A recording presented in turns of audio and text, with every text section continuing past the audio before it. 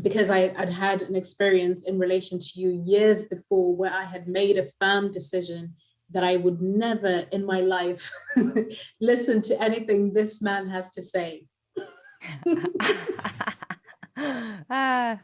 Based on a 3-minute clip, mind you.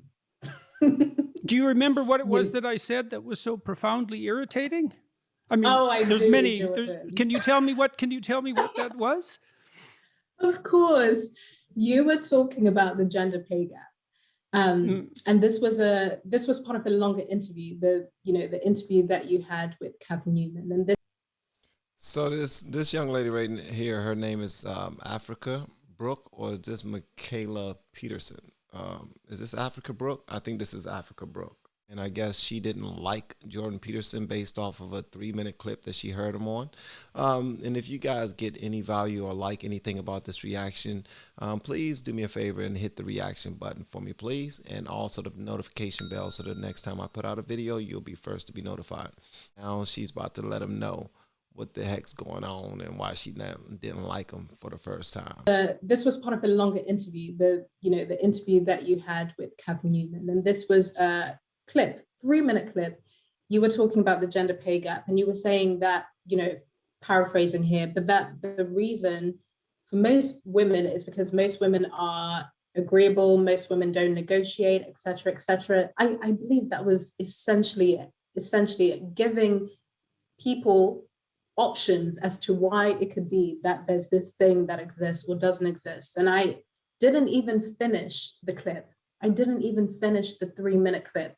But based on the things that another out of context clip that I had seen before, and the way that I'd heard your name being spoken of before in the context of the trans conversation that was happening around that time, 2018. Right, exactly. Again, I was watching this clip, and it's almost like I wasn't even listening to what you were saying. I had already decided that I don't like this man because someone that I trust has told me that I shouldn't like him. So therefore, the decision is made. Why do I even have to finish that video? Right. You know what? People do that all the time. And people are telling me right now, I'm getting emails, DMs on IG, inside of the Discord, long DMs, extremely long DMs. People are leaving the channel and they're saying that I should not be reacting to Jordan Peterson, nor Ben Shapiro, and giving them a platform. I mean, they're clearly all over the internet already. I'm not providing them any platform, but I essentially shouldn't be trying to learn who they are because people have already done their research and they're like, let me do you a favor, don't do it. And if you do it, then I don't agree with you anymore. I don't even want to watch anything you're doing anymore. People are putting their foot down before I even have a chance to find out who Jordan Peterson is. So I'm with her 1000%. It happens that way. It really does happen that way. Like him. So therefore, the decision is made. Why do I even have to finish that video? Right, of course. And it was just, right? And it was just normal. Well, we use heuristics like that all the time, and it's easy to get caught up in them because, well, you can't listen to everyone.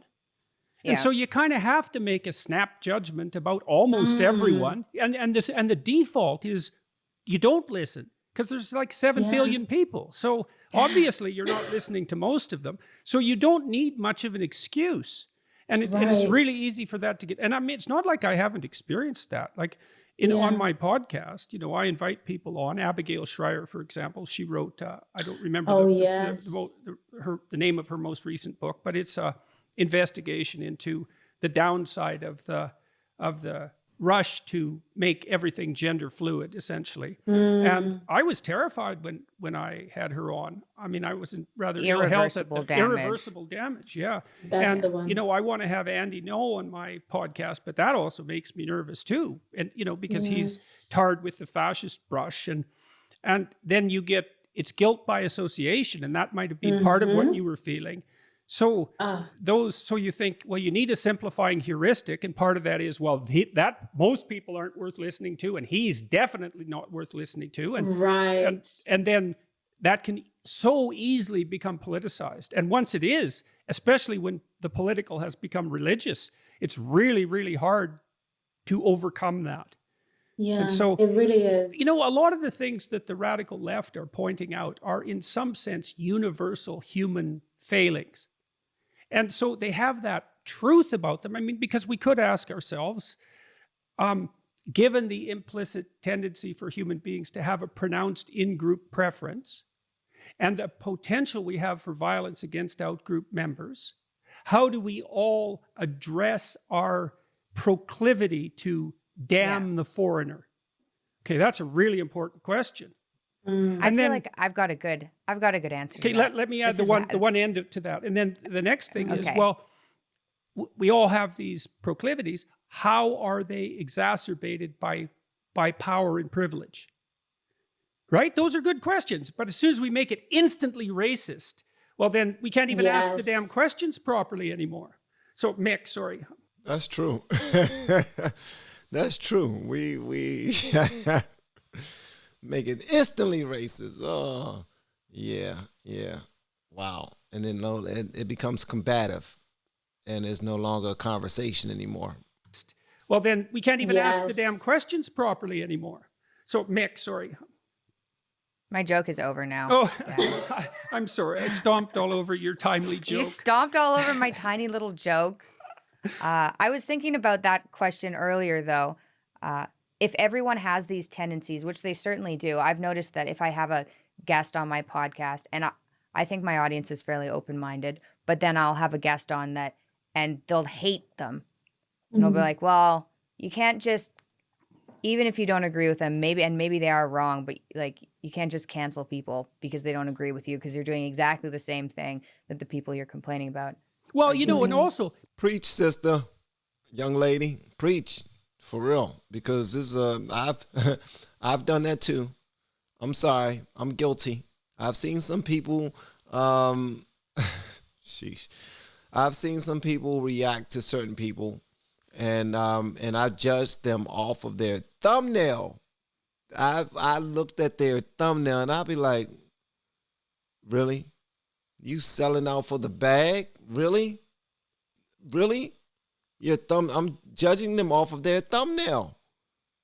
And now people are doing it to me, and I'm like, see how it goes around? What comes around goes around. Agree with you because you're doing exactly the same thing that the people you're complaining about. Well, you know, and also maybe your stupid opinions aren't right. They're probably not right. And like, are you so sure your life is going so much the way you want it to go, and you're such a bloody paragon of virtue, and the light is shining out every orifice, that everything you think and say is correct, and everyone who disabuses you of your notions is evil? You're really so sure of that, are you?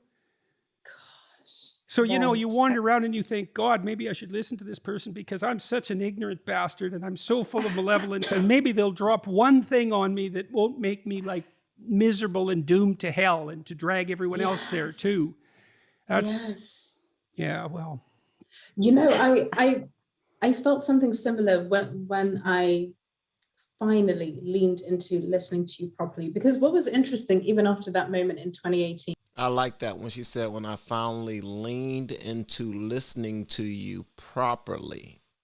That's just objectively. That's just without judgment. I like that. That's what I'm trying to do, but people won't allow me to do it.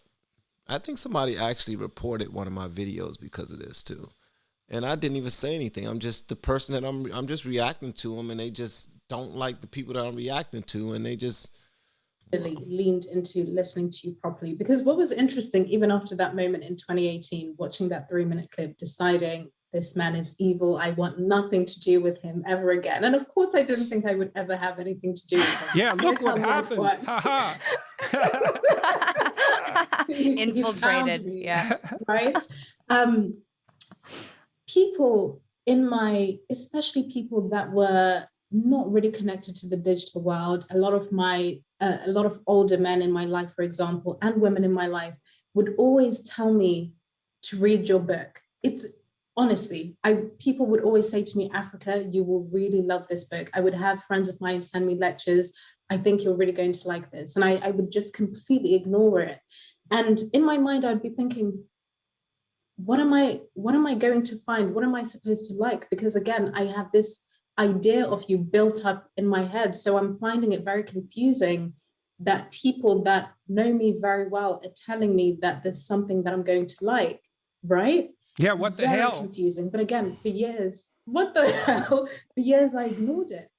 So when I started watching your lectures late 2019 and last summer as well, in the beginning, I could notice myself listening to you and waiting for a moment where I could say, aha, see, Right. I knew I was right. And you know what? I waited. That moment never came. That moment never came. Wow. That comes for me right? all the time. Really. And that again, so it's like there wasn't one moment of being awake and then it's done. So many little, tiny, seemingly insignificant moments where I'm just sitting here by my sofa, just watching and listening, observing myself, waiting, for that confirmation that I'm right. And then it never coming. And then I have to deal with that. And then so again, my curiosity, I finally allowed myself to be curious again. And now, Jordan, I can say you have been one of the most influential people to me for so many reasons I couldn't even mention right now. But to be able to have the conversations that I do now publicly, you have, and I could have never imagined this ever. Is my man crying? Wow, she really touched his heart with that. Oh my gosh. Okay, I'm sorry for cutting this off. Y'all need to tell me what book this is, because I need to read this book. What's the name of this book that Jordan Peterson wrote? Okay, all right. You have, and I could have never imagined this ever in my entire life. This is, things like this don't just happen. And the fact that I can tell you this. Oh no. Thank you. Just thank you. Wow. You got him. Wow. It's a pleasure. It's a rough pleasure, but I know. You knew what happened to me with Marvel Comics. Yeah. Wow. That was something. It's really something to see yourself portrayed. I got accused of being a Nazi pretty much when all this happened. It was really something, because I had been teaching students what we're talking about today, about these temptations that you faced and how people, as individuals, get sucked into that totalitarian hell, and then, so that was something for that to happen, such a reversal, and then to have that comic book come out. Well, it was surreal. It was absolutely surreal to be portrayed, because Nazi wasn't enough, right? We had to go right for the archetype itself. So I think we've raised about $400,000 for charity now on the basis of that. So that was a fun reversal. But it was really shocking when I first saw that. I just couldn't believe it. I was very ill at the time too. And I thought, this can't be real. This has to be Photoshop. This cannot possibly be happening. It's so completely beyond comprehension. Don't this make you want to punch somebody in the face, whoever says something mean about Jordan Peterson, man? I see why so many people be like, as soon as I say something slick about Jordan Peterson, they up on my back. Nah, he didn't say that. He didn't do that. He is not trying to sound like... Yeah, people protect this man. He means a great deal to a lot of people, and us. Wow, I'm starting to see why. I need to know what the name of that book is. Be happening. It's so completely beyond comprehension, and to come from the pen of one of the foremost Black intellectuals. And I use the racial category only because that's the categories that he's using to operate within. Yeah. So life is really weird. This is true. Right. This is true. As this whole conversation illustrates.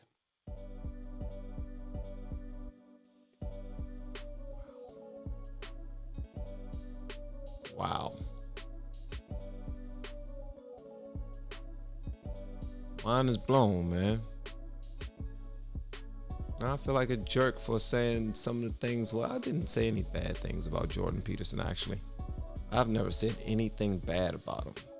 I probably said that he ducked a question here and there or something like that.